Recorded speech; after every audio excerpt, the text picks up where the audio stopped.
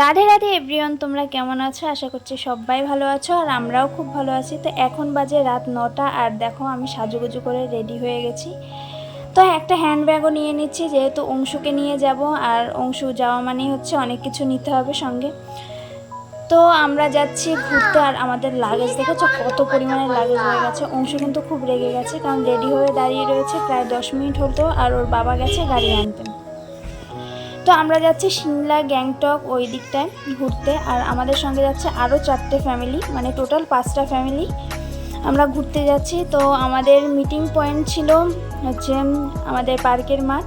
তো সেখানেই সবাই গাড়ি নিয়ে এক জায়গায় হলো আর তারপর যাওয়া শুরু হবে, মানে আমাদের জার্নিংটা শুরু হবে।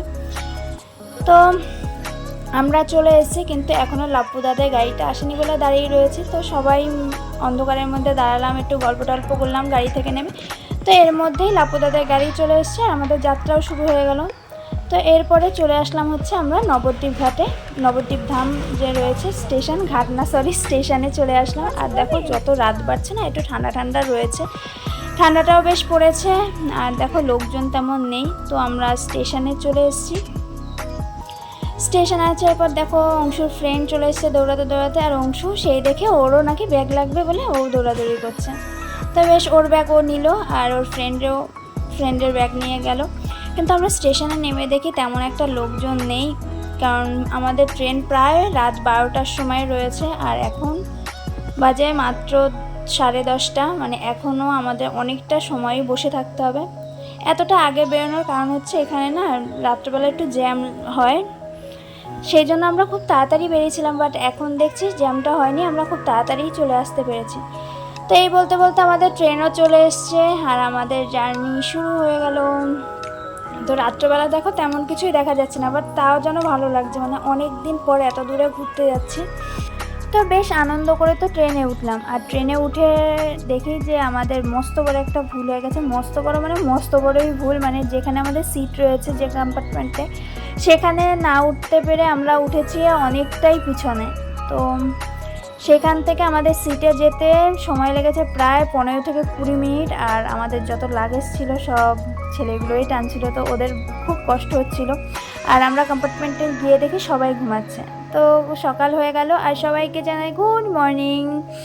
তো অংশু পাপা এখনও ঘুমাচ্ছে, রাতে ভালো ঘুমায়নি বলে এখন ঘুমাচ্ছে। আর অংশু আর পাপা কিন্তু খুব দুষ্টুমি করছে, খুব আনন্দ করছে। আর জানো তো আমাদের ট্রেন না প্রায় 3.5 ঘন্টা লেট, মানে সকালবেলায় যাওয়ার কথা ছিল নিউ জলপাইগুড়ি স্টেশনটায়, আর সেখানে আমরা পৌঁছাতে পৌঁছাতে প্রায় দুপুর হয়ে গেছে, মানে 12টার মতো বেজে গেছে। তো আর কি করা যাবে, লেট হয়েছে যখন কিছু করার নেই। এরপর আমরা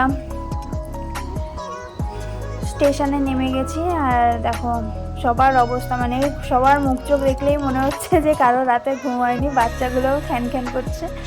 তো এত লাগেজ দেখলে, মানে প্রচুর লাগেজ হয়েছে আমাদের। আর এখান থেকে না 2টো গাড়ি করা হয়েছিল, মানে আমাদের পুরো যে ঘোরাটা ওই 2টো গাড়ির মধ্যেই হবে। তো আমি আর হচ্ছে সুপর্ণাদিরা একটা গাড়ি ছিলাম, আর আমি বলতে আমাদের ফ্যামিলি আর সুপর্ণাদিদের ফ্যামিলি দুজনে একটা গাড়িতে ছিল, আর বাদ বাকি যে 3জন ছিল সে অন্য গাড়িতে ছিল। আর আমাদের যে মানে ঘুরতে নিয়ে গেছিলো যে দাদাটা, সেটা আমাদের সঙ্গেই ছিল।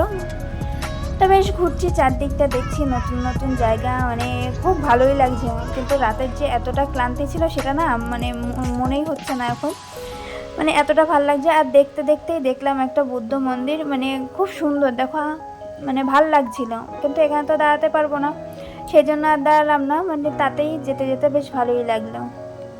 তো যেহেতু আমাদের ট্রেন লেট ছিল, সেই জন্য না আজকে যাওয়ার কথা ছিল হচ্ছে ঋষিখোলা নামক জায়গাটায়, কিন্তু সেখানে যেতে পারবো না, কারণ যেতে যেতে পুরো রাত হয়ে যাবে। সেই জন্য কী করা হলো, একটা রেস্টুরেন্টে দাঁড়ানো হলো, আর সেখান থেকে আমি ফ্রুট স্যালাড অর্ডার করলাম, আর বাচ্চারা আর অন্যান্য যারা রয়েছে তারা ভাত টাত খেয়ে নিল, কারণ অনেকটাই প্রায় বেলা হয়ে গেছে, সবারই খিদে পেয়েছে সেই জন্য। এরপর আমাদের জার্নি আবার শুরু হলো। তো এখানে যেতে যেতেও প্রায় সন্ধ্যা হয়ে গেছিলো জানো তো। তো হলেও বেশ সারাদিন জার্নি করার পর জায়গাটা খুব ভালোই লাগছিল, কিন্তু একটাই প্রবলেম ছিল, ওইখানে না খুব কারেন্টের মানে অসুবিধা ছিল, কিন্তু জায়গাটা দারুণ ছিল।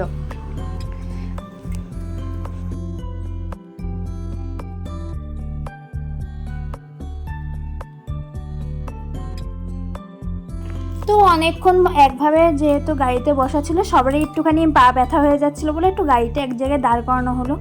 আর দেখো এত সুন্দর জায়গাটা না, মানে একটা এখানেও হয়তো একটা বৌদ্ধ মন্দির রয়েছে, আর এত ঠান্ডা হাওয়া মানে বলার বাইরে, মানে রীতিমতো আমি তো সোয়েটার পরলাম, অংশুকেও পরালাম, তারপরে বাইরে গিয়ে দাঁড়িয়েছি, তাও আমরা থরথর করে কাঁপছিলাম, মানে এতটাই ঠান্ডা।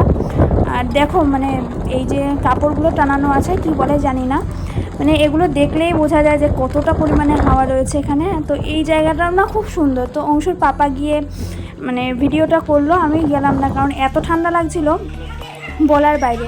এরপরে ঠিক আমরা মানে যেখানে স্টে করব সেই জায়গাটায় চলে আসলাম। আর দেখো রাত্রবেলাও কিছু না দেখা গেলেও ভালো লাগছিল। এরপর বনফায়ারের ব্যবস্থা ছিল, সেখানে গেলাম। দেখো এই যে বনফায়ার হচ্ছে চারদিকে, মানে ঠান্ডার মধ্যে না এই আগুনটা এত ভালো লাগছে, মানে আগুন মানে পোয়াতে খুব ভালো লাগছিল। আর সবাই দেখো চা খাচ্ছে, আর ওদের জন্য পকোড়া ছিল কিছু একটা, সামথিং চিকেন পকোড়া টাইপের কিছু একটা ছিল, আর আমার জন্য ছিল আলু ভাজা, মানে ফ্রেঞ্চ ফ্রাই। তো আমি আর ওই দাদাটা একসঙ্গেই খেলাম, কারণ ওই দাদাটাও না নিরামিষ খায়। তো রাতে আমার এই ডিনার ছিল। আর সকালবেলা উঠেই দেখো অংশু রেডি হয়ে গেছে, অংশুর পাপার পিছনে পিছনে দৌড়াচ্ছে, মানে এত। এবার দেখো জায়গাটা এত সুন্দর, মানে কতটা সুন্দর তুমি দেখো। তো আমরা রেডি হয়ে গেছি, আর এখান থেকে না কাঞ্চনজঙ্ঘা দেখা যাচ্ছিল। তো হ্যাঁ, ধরাধরি খেলছিল। আর এই দেখো সিলেরিগাঁওটা, মানে খুব পরিষ্কার পরিচ্ছন্ন জায়গাটা, কিন্তু আমরা যাওয়ার সময় পাইনি, মানে এইখান থেকেই আমরা দেখলাম, কারণ আমাদের যাওয়ার মানে অন্য ডেস্টিনেশনে যাওয়ার সময় হয়ে গেছে। আর এই দেখো কাঞ্চনজঙ্ঘা তোমরা দেখতে পাচ্ছ কি না, দেখো হালকা বোঝা যাচ্ছে। আর সকালবেলা না আরও ভালো বোঝা যাচ্ছিলো, কিন্তু তখন ভিডিওটা করতে পারিনি। এই দেখো ঠিক এই জায়গাটায় রয়েছে কাঞ্চনজঙ্ঘা, ওই যে পাহাড় দেখা যাচ্ছে ওটাই। তো এরপর দেখো আর এই রিসোর্টে না একটা কুকুর ছিল, আর দেখো কুকুরটা সবার সঙ্গে ফুটবল নিয়ে খেলছিল। অংশু তো বেশ মজা পেয়েছে। তো একটু খেলাধুলাও দেখো তোমরা। বল দিল না। কে বল দিল না? ওই কুকুরটা বল দিল না। না তাই, কিন্তু তোমরা তো খেলছিলে। এই যে দেখো দেখো কুকুরটা দিবে না, বল দেবে না, যে দিতে না। তোমাদের সঙ্গে খেলছে তো। ও বলতে দিতে না, আমার লাঠি খেলবো। আচ্ছা ও লাঠি খেলতে না, মুখে কামড়াচ্ছে। আচ্ছা, পা দিয়ে খেলছে না, মুখ দিয়ে শুধু কামড়াচ্ছে। ডগি তো এইভাবেই খেলে বাবা। তো এই দেখো ওদের মানে জ্বালাতনে অতিষ্ঠ হয়ে কুকুরটা বল নিয়ে চলে গেল। তো এরপরে আমরা সকালে টিফিন খেয়ে আমাদের পরের ডেস্টিনেশন ঋষিখোলার উদ্দেশ্যে যাত্রা শুরু করলাম। আর যাত্রা শুরু করার পরে দেখো এত সুন্দর একটা মনোরম দৃশ্য দেখলাম, মানে বলার বাইরে। আকাশ বাতাস গাছপালা পাহাড় পর্বত মিলিয়ে এত সুন্দর প্রাকৃতিক দৃশ্য তৈরি করে দিয়েছে, মানে মনটা যেন পুরো জুড়িয়ে যাচ্ছে। আগের দিনে যে এতটা জার্নি হলো সেটা যেন গায়ে লাগছে না। আর যেহেতু আমার ফার্স্ট টাইম পাহাড়ে ঘুরতে আসা, তো এটাকে আমি মানে মন খুলে অনুভব করলাম, মানে কিছু বলার নেই, মানে এত সুন্দর একটা দৃশ্য। তো আমার খুব ভালো লাগলো। তো আজকের মতো টাটা।